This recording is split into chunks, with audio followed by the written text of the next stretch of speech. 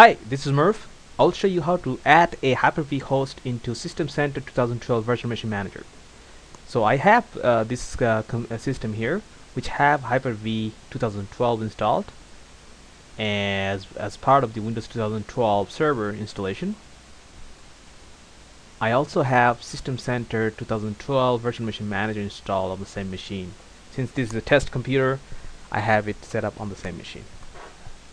And this computer is also a member of the domain that I set up as a test. So it's better to have a domain controller set up as a VM or whatever works for you. You can even have a Hyper-V VM acting as a domain controller if it's all on one computer, and then make sure these computers are all joined to the domain. So let me log into Virtual Machine Manager console first. Double click, and I'm gonna use the default credentials, which is Windows credential.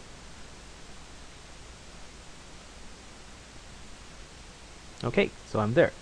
So now I can right click on the all hosts here, and I can add a Hyper-V host and clusters. I'm gonna choose the default.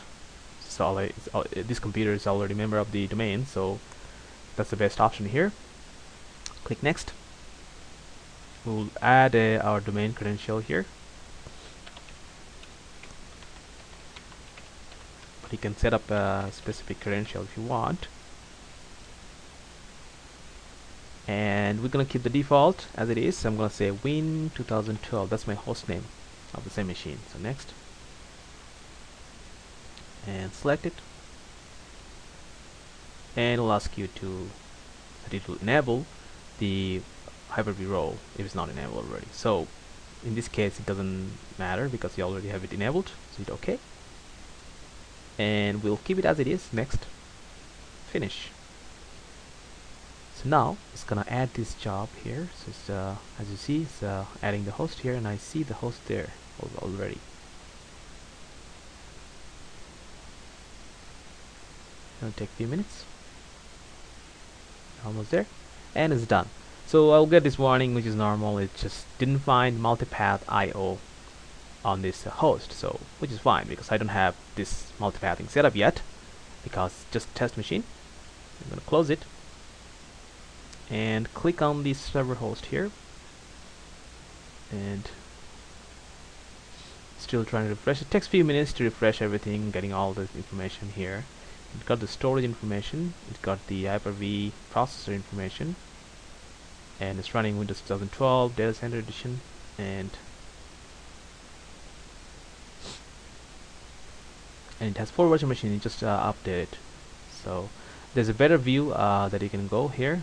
I think it's called overview. It looks better.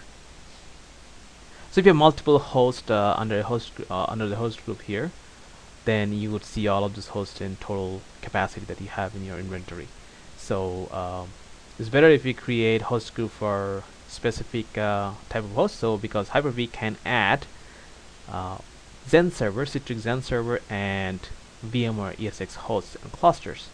So if you have, say, some host based on VMware ESX, and some on Xen, and some on Hyper-V, you could group them in separate groups. So in this case, I could call it like create a host group called Hyper-V.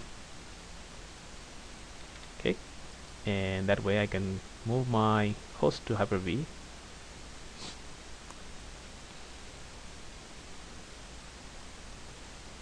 And it's there. So now if I click on this folder, it will show only the Hyper-V host. Since I have only one, it should be just having one.